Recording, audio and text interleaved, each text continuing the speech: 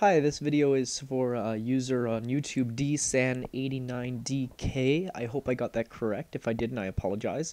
I'm going to be looking at two aspects in two separate videos. This first video is for a question he asked about starting a cart track, like a mine track or a roller coaster,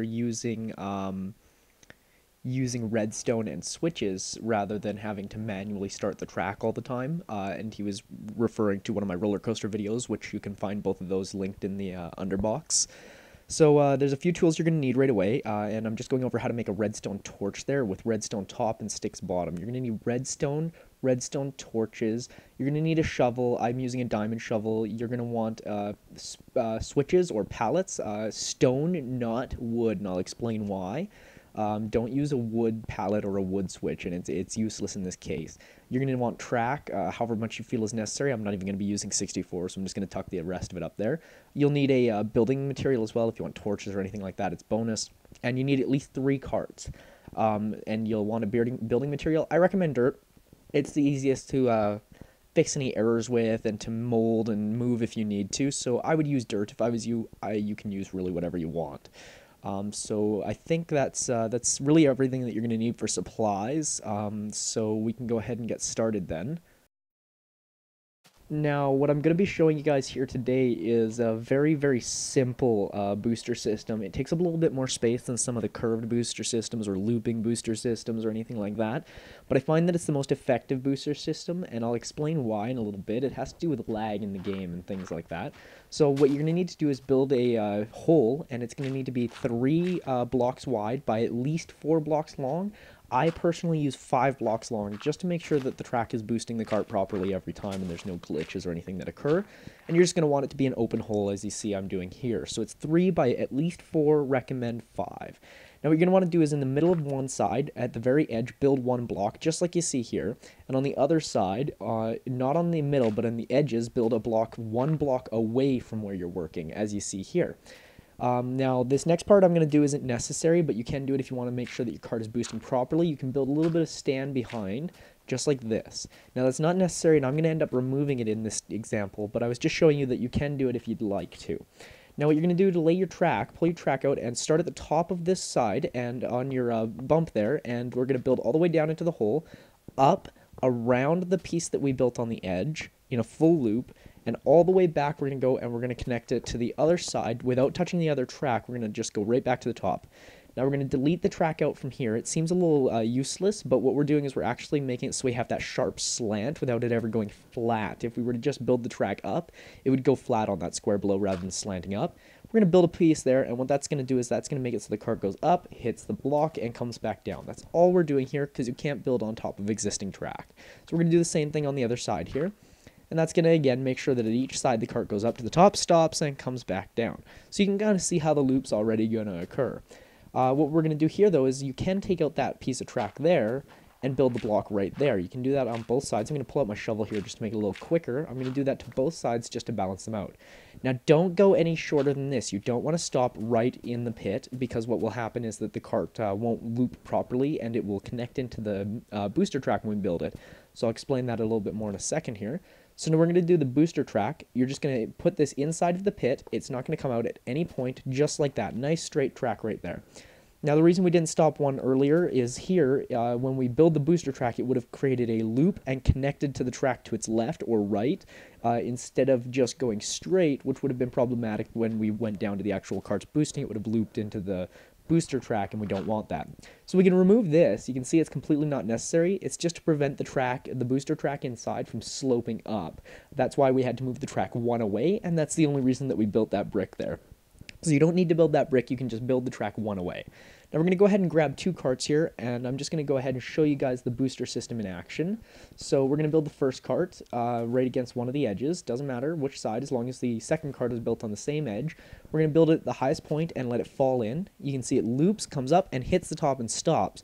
Now the reason I'm using this booster system is because if you have a system that's just putting it in a steady loop, for example, if both sides were flat like the one side, the cart would reach its maximum speed possible in the game, but it would continue receiving boosts from the other cart, and eventually as the game tries to calculate it at its top speed, still receiving boosts, it can cause the game to crash. It's not guaranteed to, but it is a possibility. So I use this to stop it at the top of each boost just to prevent that. Slows the carts a little bit coming out of the gate, but it's really nothing to be worried about at all. So we're just going to go ahead and build the track here. Now this is the track that the booster cart's going to follow. That's going to be the part that switches when we hit the redstone. So we're just going to go ahead and build this out. This is going to be where the booster cart goes. So we don't want this to go along the track of whatever the player's supposed to be riding. We're going to build a loop, so we're just going to build a circle, delete out the edge close, or build a track piece in, delete out the edge closest, and rebuild it. And it's going to create a little circle like that. Now you don't have to do this. You can do a wider loop. So I'm going to do one right away here. Just a second here. And we're going to go ahead and just be able to, so you can see the cart comes in, loops, goes along the corner. We're going to just delete out these little pieces here, and what I'm going to do is build a wide loop. Now, I've already tested it, and the cart's going to come around and turn to the right rather than the left. It'll always be the same direction on any piece of track that's facing this direction. Any cart on any track that intersects in this manner will turn to the right or to the left. It'll always turn in the same direction. No matter which way it approaches from, it'll turn back towards that looping system. So it always turns north or it always turns west. I think it's north or west. But see, you can see I push this cart, it turns right, and it's going to go right into the booster system. Stop, stop, stop. No, no. Oh. So this is a little bit of a pain in the ass. I'm just going to go ahead and get rid of these carts here. I'm just going to get rid of this second one and go ahead and restart the booster system. You don't have to restart it this way. You can restart it a lot easier. But I'll just go ahead and push that in there. So you can see mine turns right. Now, what sometimes happens is that when you push it in, you realize that it's turning left, and it's going to go forever in a loop in that little circle till it runs out of power and dies. Easy way to fix that, delete those three pieces there so that you have a straight turn, and now we're going to loop it in the other direction, but instead of touching it against the track flat like we did before, we're going to touch it against the corner on the track. So we're going to loop it in and touch it against right there.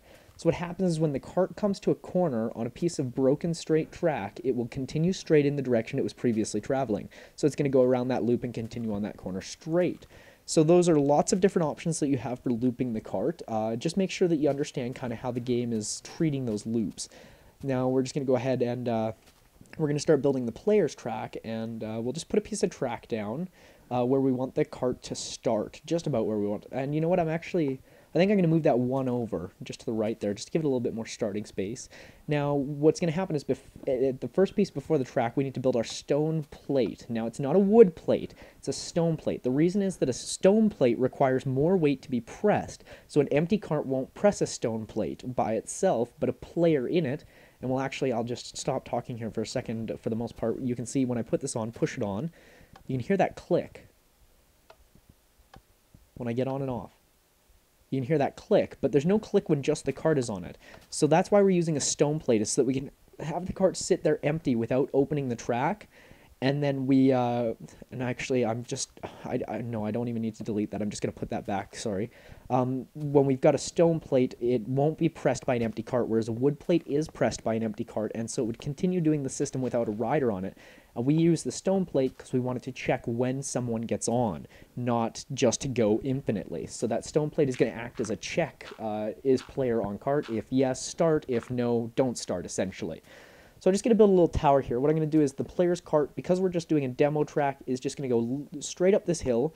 I'm going to do the same thing I did before. I'm going to stop it at a slant, and I'm going to build a new piece of dirt just to block it off. And so the player's cart's essentially just going to go up the hill and back down. Now what you need to do is behind your button, you need to place a piece of dirt, wood, rock, whatever you're using as your building material, so that when the cart comes and hits against that, it's going to stop on the button. Because if it doesn't, sometimes it can turn, come off the track, or not sit quite right, and then when the booster cart hits it, instead of going, it just spins. Oh, you stupid bloody cow. Damn it, there's animals everywhere. It's crazy. I don't even know what to do. Here's another way to restart the cart anyway. You can just push that over and just kind of shove that down the hill. And oh my god, there's just animals everywhere. Anyways, so that's going to stop the cart from going into a position where the booster cart's going to push it off to the side or get stuck on it or anything like that. So now let's build our redstone wiring. I'm going to do it above the ground just to keep things nice and simple. So there is a glitch that can sometimes occur, so we're going to stop our carts. You'll want to do this as well. This doesn't always occur, but sometimes it does. When you place redstone, the first piece, let's see if it does it here. The first piece, you need to touch it against where that T corner is. Oh, it didn't change. So you need to touch it against where that T corner is, and the first piece sometimes switches it around, even though there's no power to it. If that happens, just put an inverter in. And I guess if you don't know what an inverter is, I'll show you here really quick. What you'll need is, I'm just going to get a wood plate so that I can show you by adding power to the system. So I'm just going to build a wood plate here. I'm going to put some redstone off of it. And now this is where a redstone torch would be needed, is if you need an inverter system. If you don't need the redstone torch. Just place a redstone torch on any of the 3 sides, not touching the redstone already coming into it. So I'm going to go like that, just like that. And now you can see the redstone coming off of this redstone torch is lit. Now if I step on the plate, it'll light up this redstone over here and hit that torch, which will turn it off, and then the redstone attached to it will be turned off. So if this is off, then this is on. If the stuff on the left is on, then the stuff on the right is off. So you can see when I step on the plate here, that over there will turn off, and when I get off, it turns back on. And so you can see it just reverses whatever command is given to the actual plate. So if it switches on you as soon as you place some redstone, just put an inverter in there to be constantly providing power until the player gets on, then it interrupts power, and that'll do the switch in the same way, just using reverse commands. So it's a little bit complicated, but it works, and it's a very simple system once you kind of get to understand it. Now we're going to go ahead, our system is technically ready, believe it or not. We can run it. I'm going to go ahead and just place the cart on here. You can see again, the stone doesn't set it off, isn't set off by the cart because the cart's not heavy enough. So I'm just going to go ahead and I'm going to get in, and the cart making the long loop there is going to come out, push me, loop on its track, send me up my track, and we're both going to come back. And hopefully I didn't place it so that the timing works out in a manner that we hit each other, because that would suck. But let's go ahead and just give this a little bit of a test. I'm going to go ahead and climb into the cart here. Just, whoop, in we go, and it's going to come out and push. Up the hill we go, and the timing worked. So I'm going to get out before it comes back around.